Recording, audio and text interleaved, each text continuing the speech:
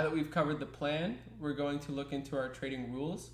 So one of the most important rules of our trading is going to be risk management. So we always want to risk simply between 1 to 3% of our account per trade. So on average, we're going to be usually doing around 2%. There's no right or wrong in the spectrum. I always just say 1 to 3% is a very, very safe place to be. If you are a bit more advanced with your trading, you could go a bit heavier with 3%, especially if you're trying to grow a smaller account. If you're newer to the markets, you might want to take it slower and go with a 1% risk per trade. Now, 3% is going to yield you a higher return faster, but it is also going to allow for a bigger loss at a time. However, we are just risking between 1 to 3%, so we will never have a very significant loss. It is very, very important that you always follow the 1 to 3% rule when taking a position. We always want to make sure that our trades are a minimum of a 1 to 2 risk to reward. So with this, you could have right around a 50% winning ratio, even less, and not be in the red. So you always want to make sure that we are taking between 1 to 2 risk reward, oftentimes much greater than that, but at least a 1 to 2 risk to reward. And we never want to get in the habit of over trading. So we're always going to try to take between 5 trades per week. So a maximum of 5 trades per week. It's very important to note that trades and positions are very, very different. So what I mean by this is a trade is essentially an idea. So for example, let's say that we are buying GJ, we are selling GA, we are selling GN, we are buying gold, and we are selling EJ, for example. And these are all just random. Those might not have lined up, perfectly, but just for the sake of this example, that would be 5 trades. Okay, so you could have all of these different ideas, but you could have 1 to 5 entries in each idea. So say you have 3 positions on GJ, you have 2 positions on GA, 3 on GN, 2 on EJ, and 4 positions on gold. This is obviously much more than 5 trades essentially, but in reality it's just more than 5 positions. So you can exceed 5 positions, just no more than 5 trades per week.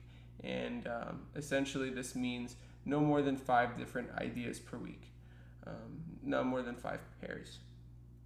Whichever way that you want to look at it. The main reason for this is that you don't get in the habit of over trading and you don't spread yourself so thin fundamentally. You always want to be focused and be aware of what's going on in the market, especially with the pair that you're trading.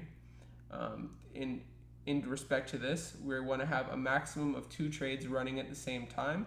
So again, positions and trades are very, very different. You can have 3 positions on one trade and 2 positions on the other, but as long as it's 2 separate ideas, 2 separate trades, that's what counts. So an example for this would be you're buying GBP JPY and you are selling gold. Those are your 2 trades, but you could have 7 positions between both of them. So you could have 4 on GBP JPY and 3 on gold, and that still falls within that 2 trade rule. Now this is very, very important. This is one that a lot of people disrespect, and this is how they often go into a very significant drawdown. You never want to re-enter a losing trade.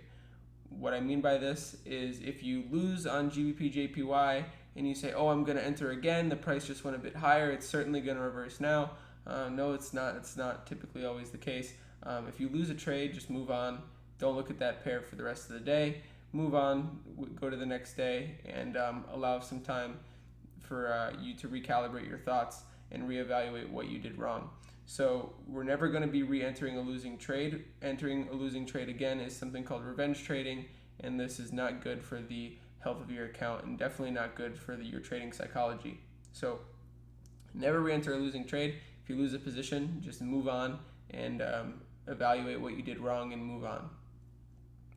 Now lastly, this is a very, very interesting strategy that's going to help many people prolong the life of their accounts and mainly prevent your account from ever being subject to a losing streak. So if you ever lose 2 consecutive trades, so if you lose 2 trades in a row on your live account, you must go back to your demo account and win 2 more in a row before you can return back to your live account. Now this might sound like something that's very annoying, but it's definitely something that you're going to be grateful for. If you ever suffer a losing streak, you'll know that it can be very, very damaging to your account and your trading psychology. So if you lose 2 trades in a row on your live account, maximum drawdown is going to be 6% on that. You're just going to go to your demo, and then you must win 2 more, break that losing momentum before you can return back to your live account and trade real capital. So this is just going to prolong the life of your account, and it's going to be something that you're very, very grateful for that you did down the road.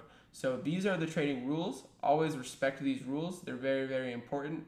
The most important part of this plan is going to be risk management, and that is essentially what all of these rules are based around. So make sure that you are following a very, very strict risk management plan that is laid out for you here.